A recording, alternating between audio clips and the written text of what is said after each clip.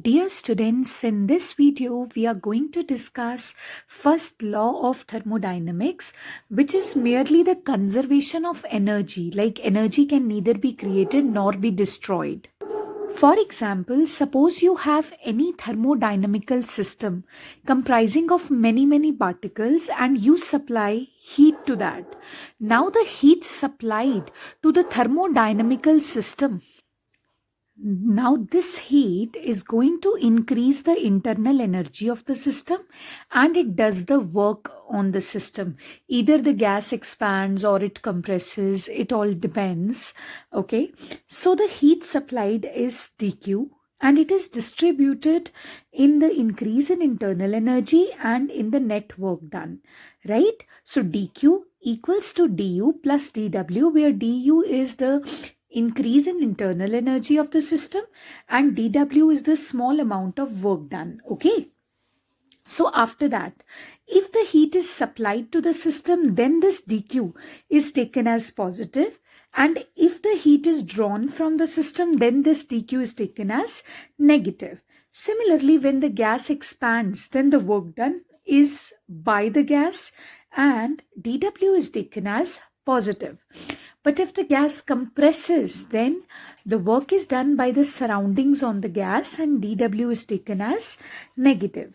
When the temperature increases, the molecules come into a random motion, and since they come into a random motion, so internal energy increases, so du is taken as positive.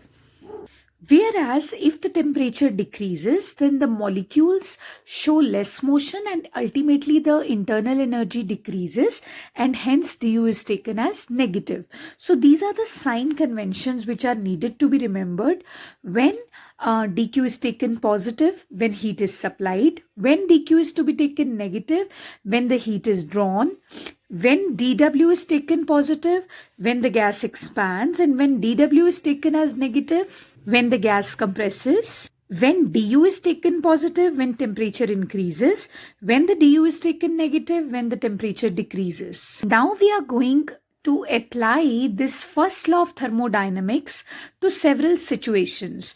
We know that first law of thermodynamics is dq is equal to du plus dw. Heat supplied to a particular system increases its internal energy and does some work on the system. Okay, so let us consider isothermal process. Isothermal process is the one in which the temperature remains constant. Okay, there is no change in the temperature. So if the temperature remains constant and if you have an ideal gas, अगर आप temperature को constant रखोगे तो ideal gas के अंदर कोई भी internal energy में इंक्रीज होगा ही नहीं, बिकॉज आइडियल गैस का जो भी इंटरनल एनर्जी होता है वो मॉलिक्यूल्स के मोशन पे डिपेंड करता है. Because in ideal gas the molecules do not interact with each other. And since they do not interact with each other, so ideal gas is not having any potential energy. The only energy that an ideal gas has is kinetic energy. Okay. So when it has kinetic energy, so when you increase the temperature of an ideal gas, okay, so what happens? The internal energy becomes more. When you decrease the temperature, internal energy becomes less. But since it is an isothermal process, so you are neither increasing the temperature nor you are decreasing the temperature. So this means ideal gas has internal energy change equals to 0. Okay, so du is equals to 0 and dq is equal to dw. The question comes, prove that in an isothermal process, the whole heat supplied is completely used in doing the work on the system. So this way we prove it. Next, adiabatic process. Adiabatic process is the one in which no heat is allowed to transfer. No heat is allowed to escape from the system. No heat enters the system, no heat leaves the system. So dq is equal to 0. But according to the first law of thermodynamics, dq is equal to du plus dw. So du plus dw as it is and dq is written as 0. So du is taken as minus dw. Okay. When you talk about expansion, dw is taken as positive because the gas expands. Okay. And dw is taken as positive. So du becomes negative automatically. After that, we have isovolumic process or isochoric process. This is the process in which the volume remains constant. This is the process in which the volume does not change. When the volume does not change, dV is taken as 0. dV means change in volume. Change in volume is 0. But we know that work done is given by PdV, right? I proved this. Actually, work done is equal to force into area. Work done is equal to force into displacement. But force is equal to pressure into area. And area into displacement is volume. So PdV, right? So after that, when dV is 0, PdV automatically becomes 0. So dW is equal to 0. So dQ, which is equal to du plus dW, since dW is 0, so dQ becomes equal to du, which means whole of the heat supplied is actually equal to the internal energy change. So in isochoric process, the heat energy supplied is ultimately equal to the increase in internal energy. So this is isochoric process, right? After that, we have cyclic process. So what is there in cyclic process? Cyclic process is the one in which the system reaches to its initial stage after a number of processes. For example, initially you expanded the system, then you compressed it. Sometimes you are carrying out an adiabatic operation, sometimes you are carrying out an isothermal operation. So after a cycle of operations, if the system comes back to its original state from where it started, like it comes back to its original pressure, original volume, original temperature, then we say that the process was cyclic process. Like a number of operations did happen, they took place, but the system has returned back to its original configuration, right? So that's a cyclic process. So in a cyclic process, always remember there is no change in internal energy because the system comes back to its original configuration. तो जितना भी step by step उसकी internal energy में change आया होता है वो last में compensate हो जाता है and the system comes back to its original state. So du is equal to 0 in a cyclic process. So dq is equal to du plus dw. Since du is equals to 0, so dq is equal to dw. Right? dq is the heat change, heat supplied, and dw is the net work done. Right? dw is the net work done. Last is Mayer's formula. See, we applied first law of thermodynamics to deduce important relations for several processes. Like in isothermal process, I derived dq is equal to dw. In adiabatic process, I derived du is equal to minus dw. In isochoric process, I derived dq is equal to du. In cyclic process, I derived dq is equal to dw. Right? So after that, we are going to find out Mayer's formula. Now, what is Mayer's formula? It is a formula between two specific heats of a gas. It is a formula between two specific heats of a gas. There are two types of specific heats. One is known as Cp and the other one is known as Cv. This is the specific heat at constant pressure and this is the specific heat at constant volume. So suppose you have a thermodynamical system present at a particular thermodynamical state, which means it is present at a particular pressure, particular volume, and a particular temperature. Now suppose you are heating the gas at a constant volume. Okay, you are heating the gas in such a way that the volume of the gas remains constant. Now when you heat the gas, the temperature of the gas will increase.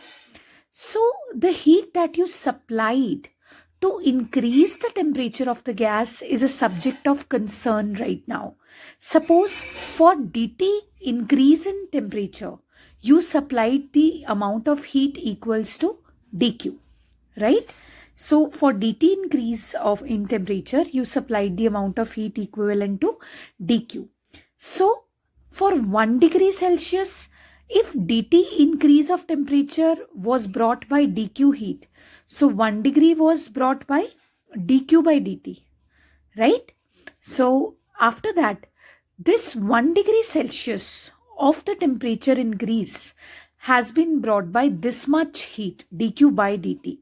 So this will be known as specific heat at a constant volume. Like this is the amount of heat that you will require to bring the change in the body with a temperature of 1 degree Celsius. Okay, so after that, we are going to notice that since this whole process was carried out at a constant volume, like the whole process was taking place in accordance with constant volume, then that means increase in volume is equivalent to 0. It's equal to 0. dV is equals to 0. But dW, the amount of work done, which is equal to PdV, that is also equal to 0 because dV is equals to 0. So dW is equals to 0. So using first law of thermodynamics, dq equals to du plus dw. Since dw is equals to 0, so just put this value from here to here. And you're going to get dw equals to 0, right? And capital dq. See this dq. This is equal to cv into dt. Take this dt to the other side. dq is equal to cv into dt. Put this value here. And cv comes equal to du by dt. cv comes equal to du by dt. After that, suppose now you are heating the gas at a constant pressure. Like you are heating the gas at a constant pressure so that whatever processes are taking place inside the gas, but the pressure of the gas remains constant even after supplying the heat. Okay, so suppose the amount of heat that you supplied to the gas to bring the change of dt, this is a temperature difference, so that dt change was brought by how much heat? dq dash, right? So 1 degree Celsius was brought by dq dash by dt, right? So this is just a unitary method. So this amount of heat is required to bring the change of 1 degree Celsius to the gas at a constant pressure. Okay, and hence Cp is equal to dq dash by dt, where Cp is a Cp is the specific heat at a constant pressure. Specific heat means you want to bring the temperature difference of 1 degree Celsius.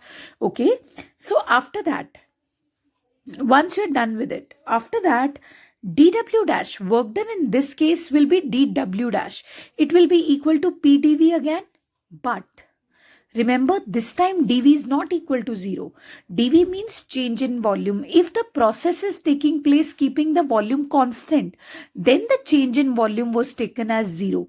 But right now we are just performing the process keeping the pressure constant. Okay, so apply first law of thermodynamics in this case. Heat in this case was dq dash, internal energy change in this case was du dash, and work done in this case was dw dash.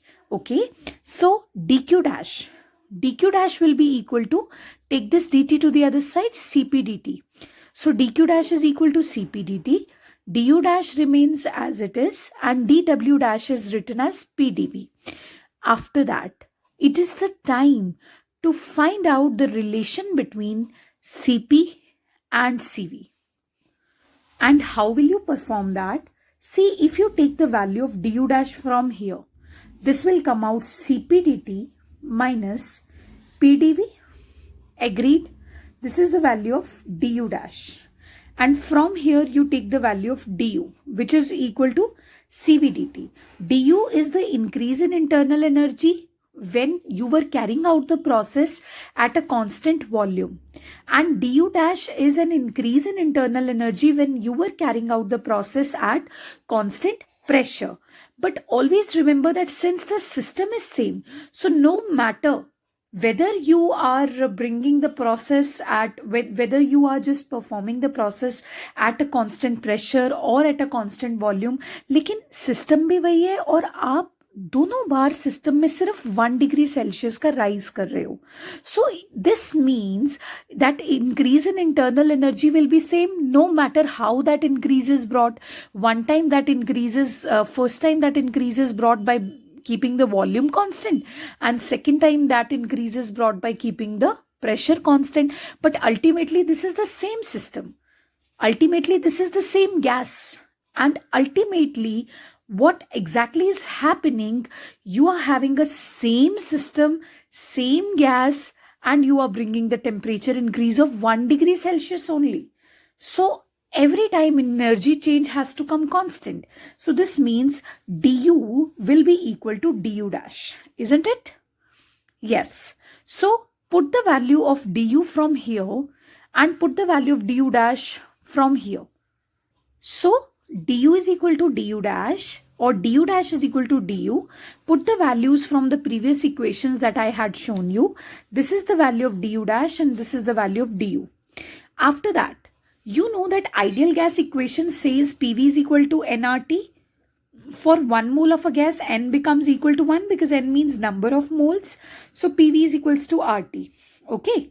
So if you differentiate this equation at a constant pressure, so P remains constant because pressure is a constant and this becomes dV.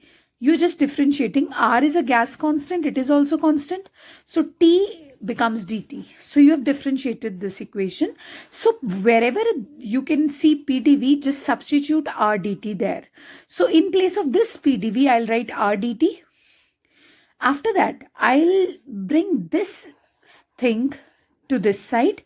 cp dt minus cv dt equals to, take this to the other side, r dt.